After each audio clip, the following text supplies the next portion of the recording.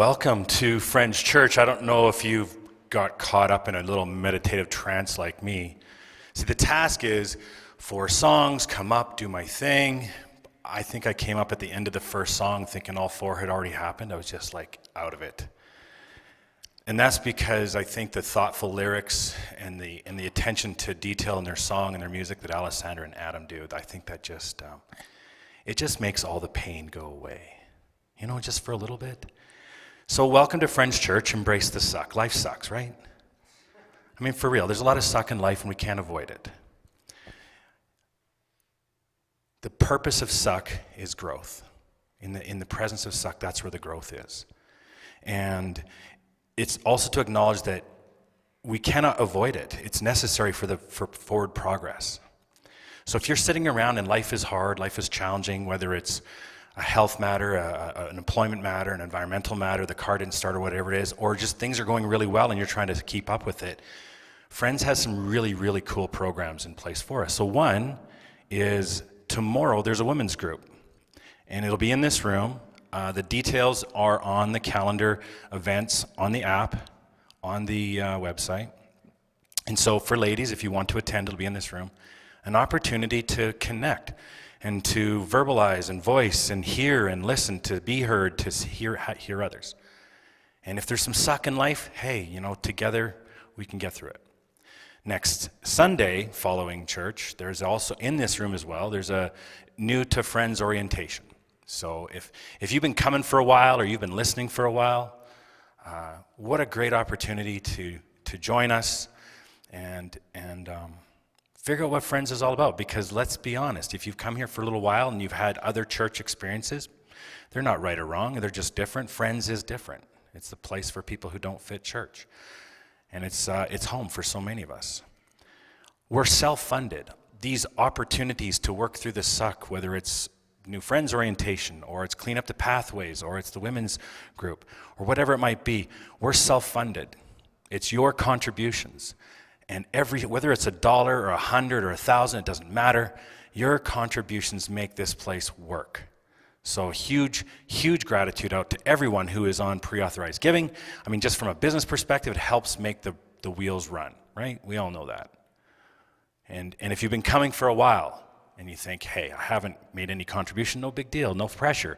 But if you want to, what a meaningful place to give your money to, so that people who are experiencing hard suck, I mean, Christmas is coming, we know the routine, right? We're going to hear real soon about people who are struggling to have a turkey and a present. And Friends Church hits a home run every single Christmas and helps families in need. And part of your contribution helps all of this make it happen. So from my heart to all of you, thank you very much for making Friends your home. Thanks for helping me challenge the suck a little bit better and enjoy the music to make the pain go away just a little bit. And Vince is going to bring something new for us today. Thanks, Vince. I'm little Vince, he's big Vince. Can we just, before we get going here, we have a whole crew of teen switch volunteers. We have kids volunteers downstairs. We have our tech team, the band. Can we just give them another big round of applause?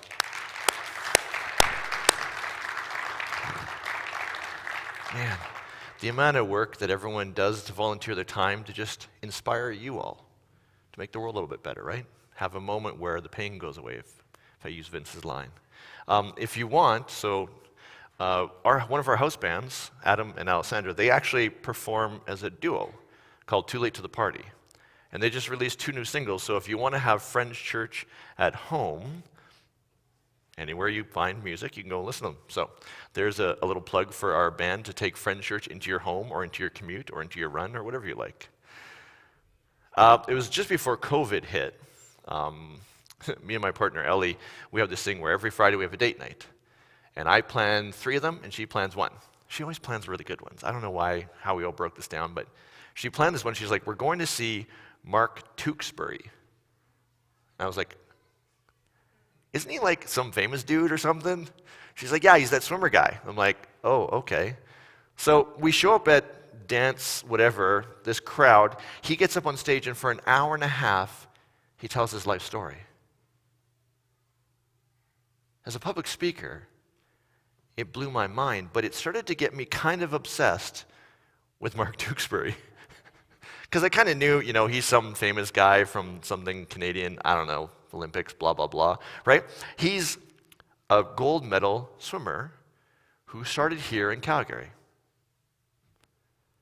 When I started to look him up, I went onto YouTube and I looked at one of his first races, the 1994 Barcelona Olympics. It's the finals of the men's 100-meter backstroke. Mark's in there like, the guy's like got lats the size of a house, right? Because he's a swimmer. He's got his Coke towel on. He's sitting there. He's got his game face on. They have to swim one to the end of the pool and back again. That's the whole race. He's lined up here. Beside him is the Americans. On this side is the Spaniards. I'm not even a sports person, and I'm already like, I can feel my oh. The gun, they get all lined up. Actually, I think they do it in the pool this way, right?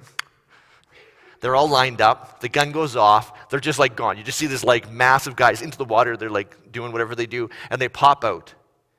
And Mark's in like the middle of the pack. The Americans way out in front, the Spaniards way out in the front. And so you kind of have this moment where you're going like, I know how this race is going to end. He's an Olympic gold medalist. And I'm still all excited by this. They're flying down the first thing, like going like crazy. I don't know how they do it, but they're going like crazy. And Mark's got like the afterburners on. Everyone else is swimming as fast as he can, and he's starting to catch up.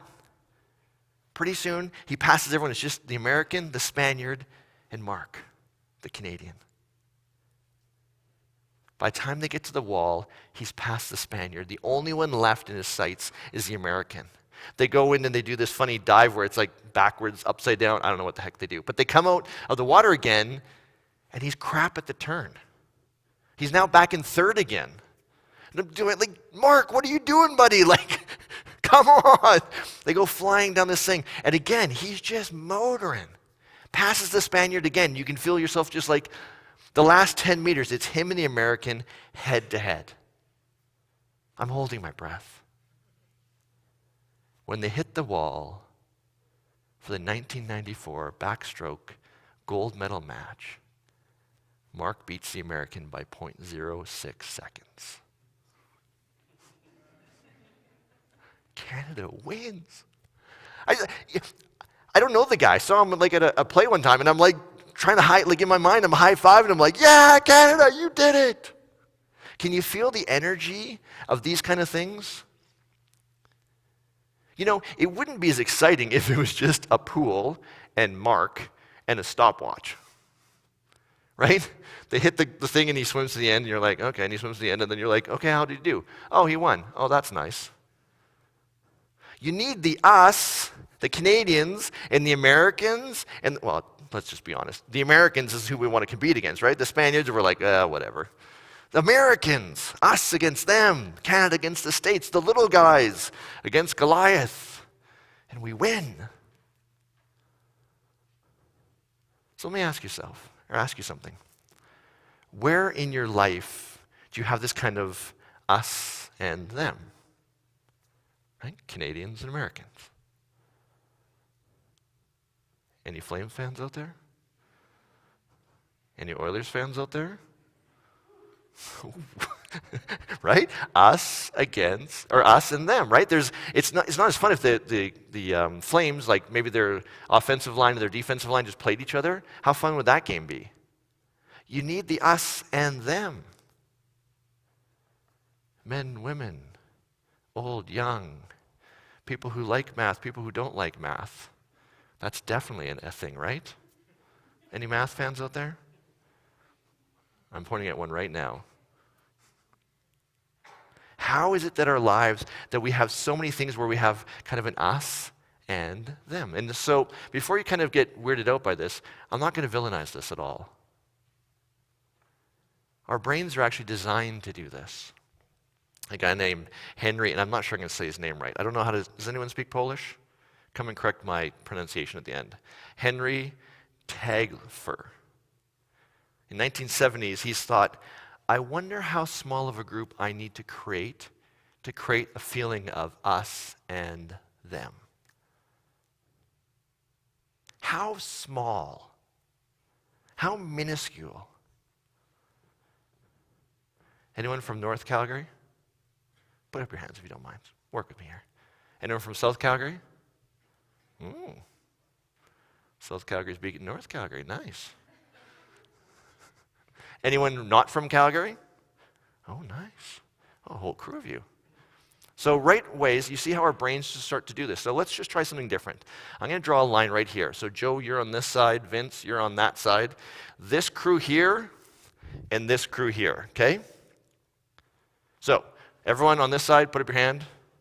Woo! Nicely done. A little enthusiasm, people. Come on, you're a team. Team, there we go. This group here, everyone raise your hands. Nice, we're a team. Okay, so here's how we're going to do it. I have a coin. It took me a long time to find a coin because no one carries money anymore, but I have a coin. You guys are heads. You guys are tails. Okay, what are you guys? You guys? I'm going to flip a coin. You know how it works. Heads, you guys win. Tails, you guys win. Got it? Ready?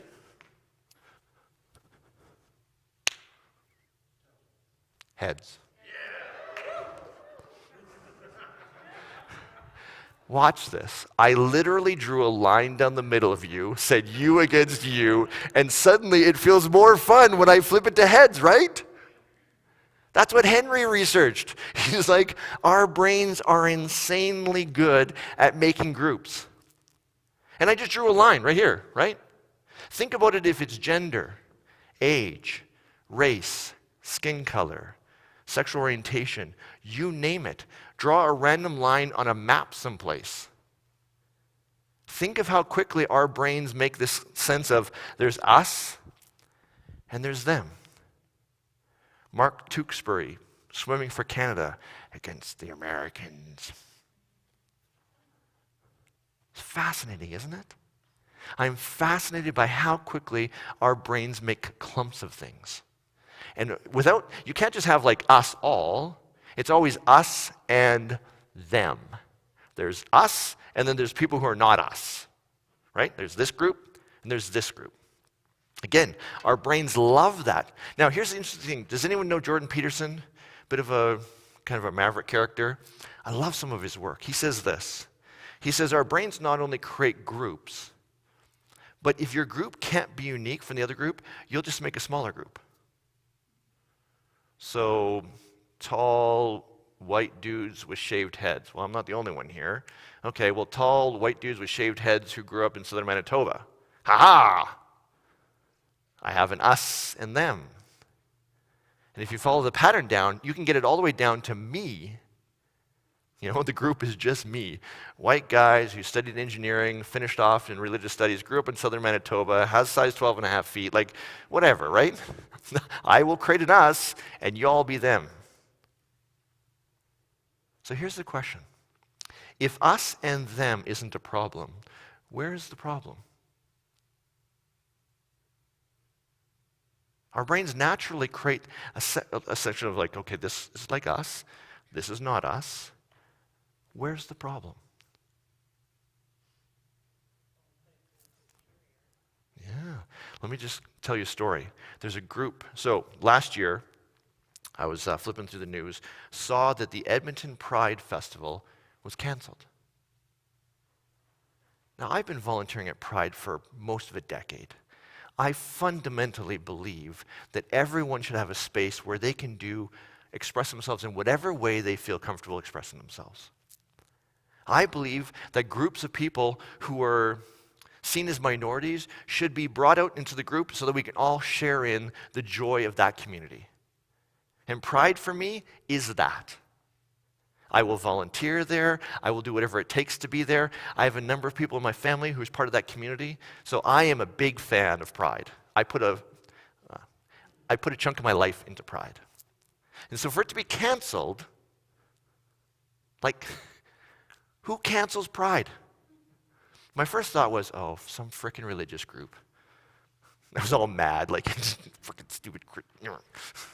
They're going to say, started reading, oh, it's not a Christians. It's not a religious group. It's not a political group. The reason last year's Pride Festival was canceled in Edmonton was from a group within the LGBT community. Isn't that strange? You would think that us would be all of us. But even in the group of the LGBT community in Edmonton, there was an us and them within that group. And this smaller subgroup of people that identified as us and the rest of the community as them sent a list of demands to the volunteer board who organizes Pride. This is a group of people who spend a tremendous amount of their lives volunteering to make Pride Festival happen. They got a list of demands from a group within their community. Chantel, can you throw them on the screen for me? It said, the first one, and I'm going to paraphrase, to change the core of Pride from a festival to a protest. They wanted to end the parade. No more of this like walking down the street partying. To change the programming of the festival to focus on this subgroup of the community and basically focus on them primarily. And to commit the majority of the funding that the Pride organization uses to run be dedicated solely to this group. How are you feeling now? Isn't it fascinating when us and them becomes us against them?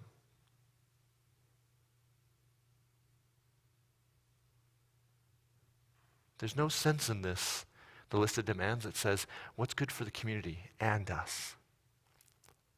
It was what's good for us, and we don't care about you.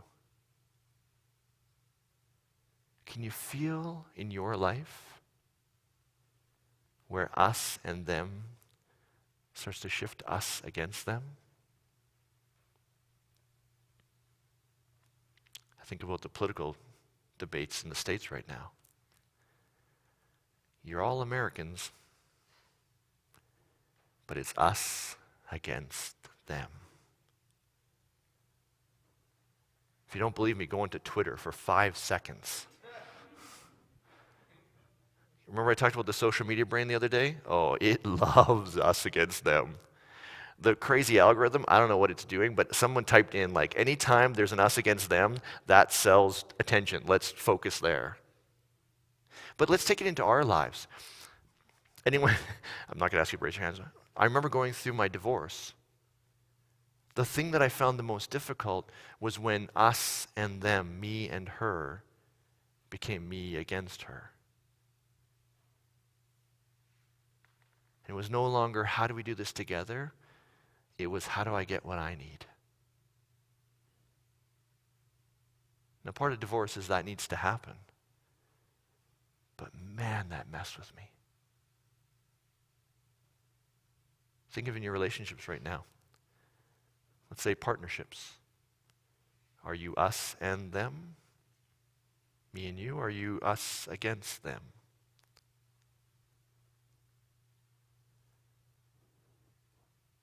Workers against management. Police against the black community. People who care about people, people who are capitalists. You see how us against them is just woven through so much of our society? In the end, can you throw up, Chantel, the quote from the board? After getting a list of demands from the us against them subgroup, this is what the board said. It's with a heavy heart that we inform you that the board of directors has voted to cancel the 2019 Edmonton Pride Festival.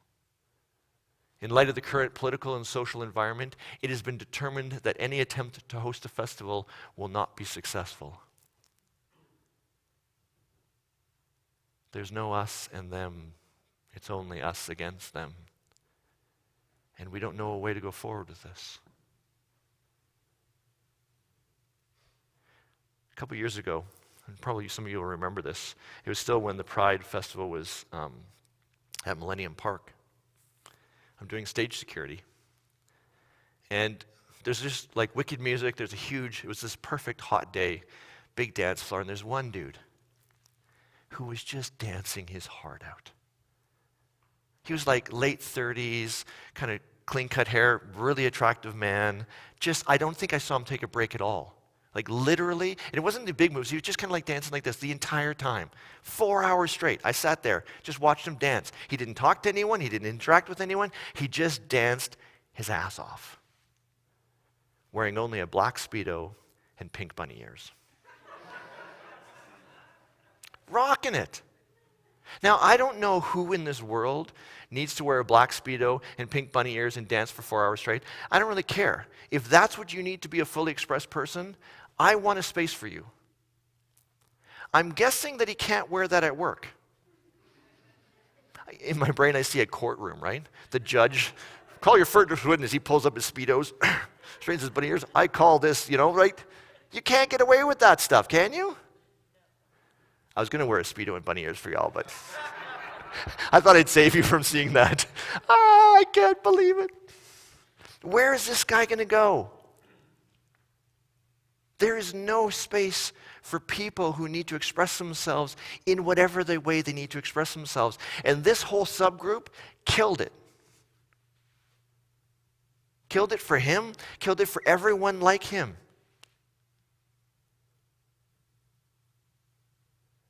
You see how us against them wreck stuff? Do you see how it's doing it in your world? It sure does in mine.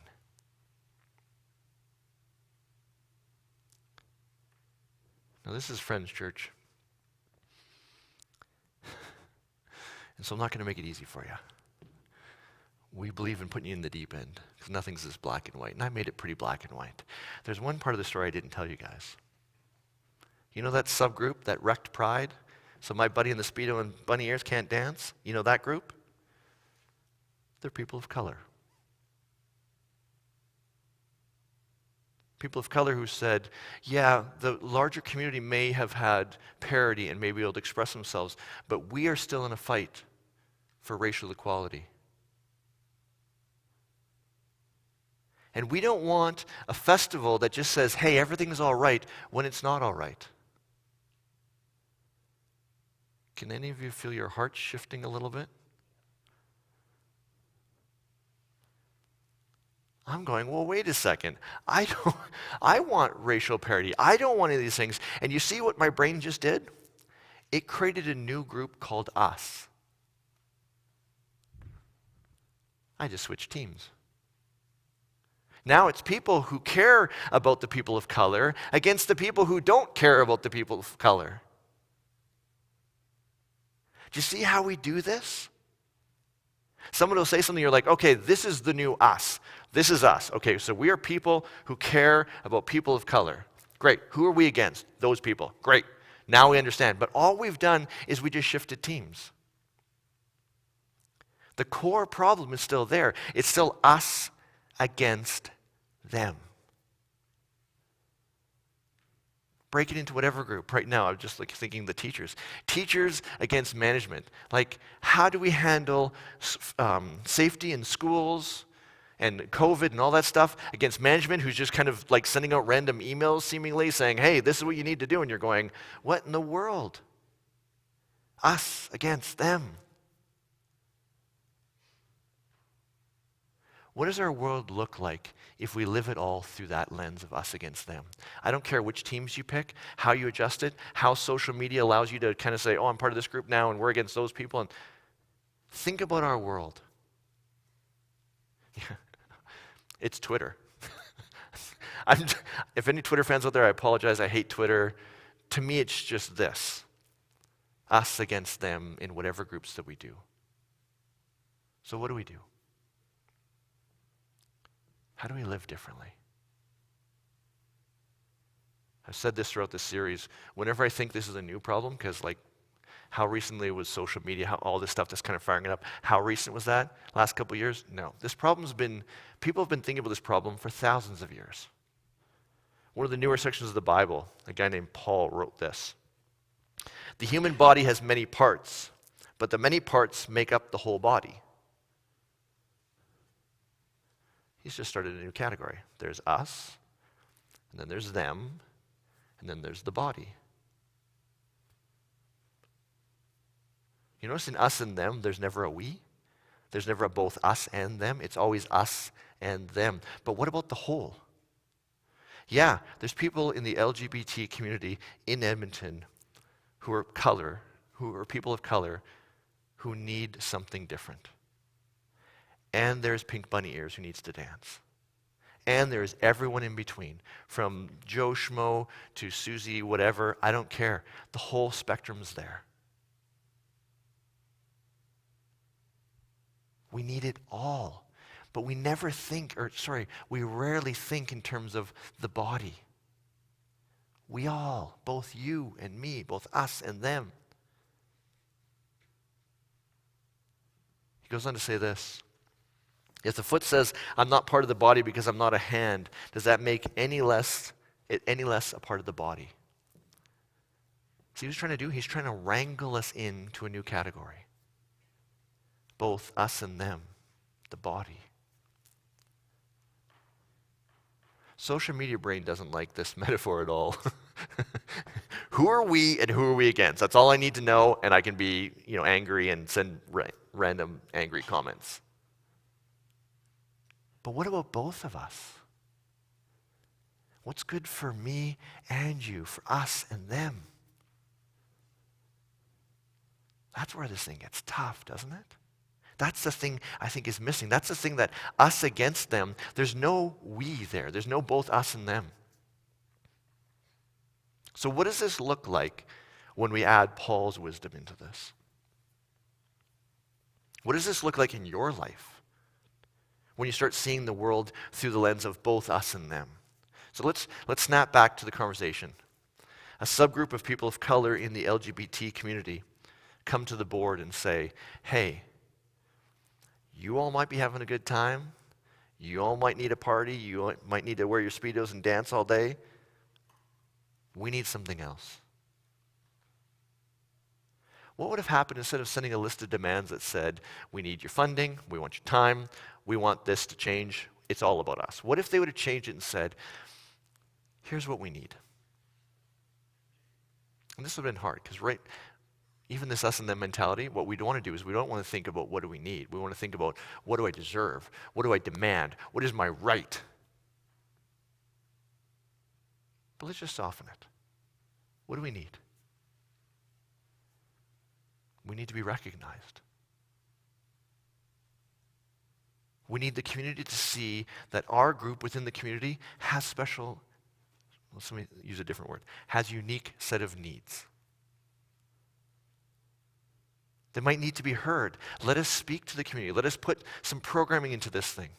One of the things that they asked for was 0 police presence in the entire festival. The police weren't allowed to march. Didn't matter if they were straight or gay. Didn't matter. They weren't allowed to march or anything. Okay, if that's what you need, let's create a space where there's no police. And let's create another section where they can come and support and be a part of this thing.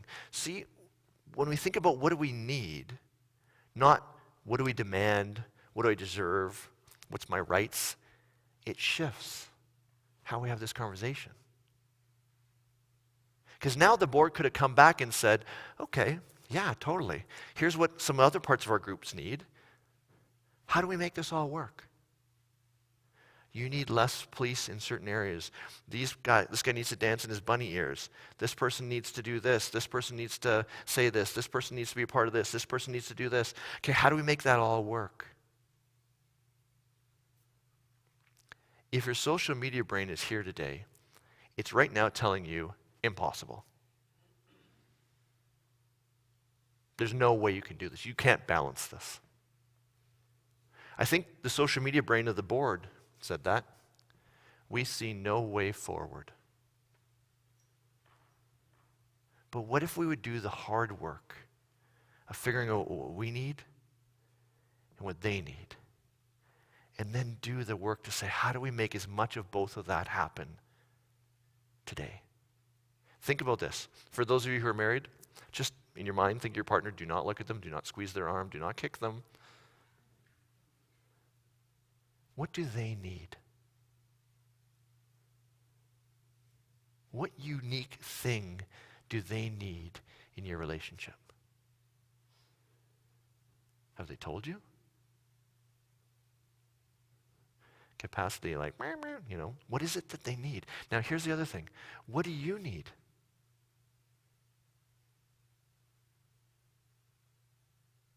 Not what do you deserve, not what do you demand, what's the, this must happen or I'm going to kill everybody. None of that business. What do you need? What do you want? I want to talk this way. I want to have our holidays look a little different. I want to go here. I want us to care about this part of our house. I want this. Now just widen it out. Think in terms of not just your partner, but for those of us who are single, not that I'm single. Sorry, babe.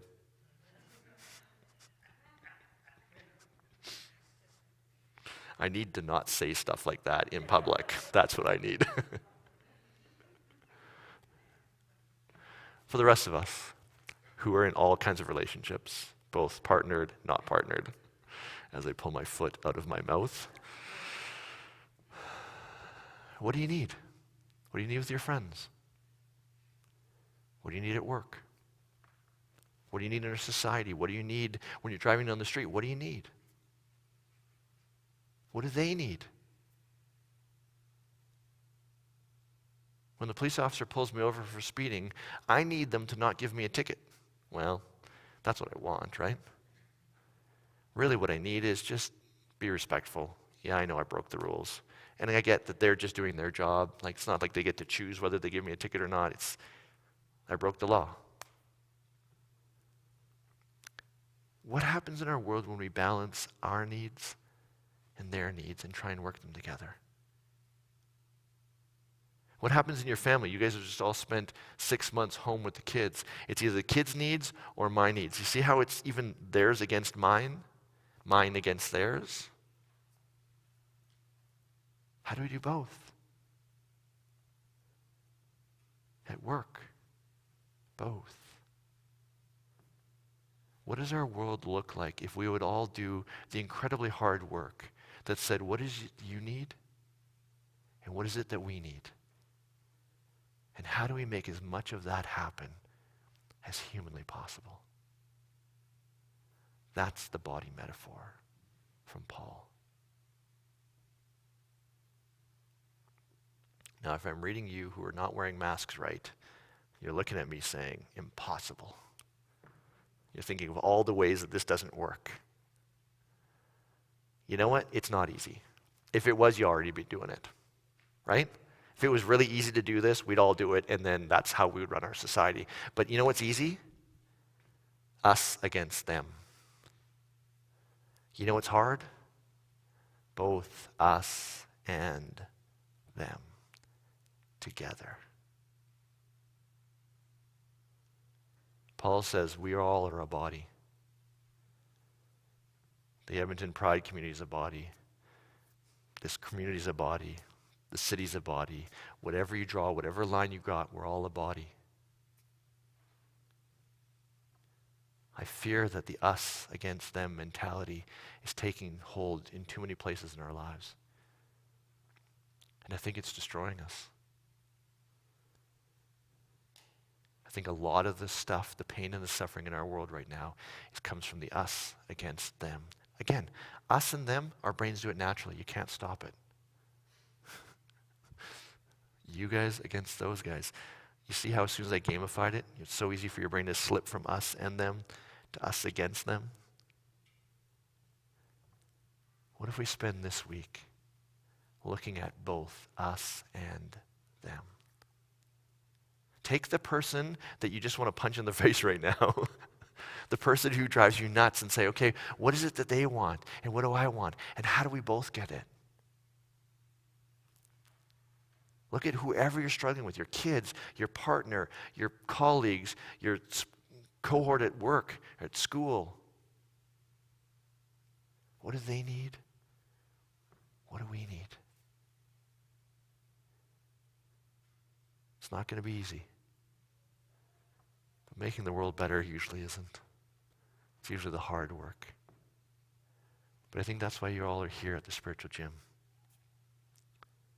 Because you know the easy path? Yeah, you're calling bullshit on that one. You know it takes a workout. It takes hard work. It takes doing more than just whatever I feel like. And so my challenge for you today is this. Find the person that drives you the most nuts. Figure out what they need. And figure out how to make you both win. Both you and me, both us and them. Friend Church is trying to inspire you to make the world a better place. I think if we can stop the against mentality, it'll make a huge difference. Have a great week, everyone. See you next week.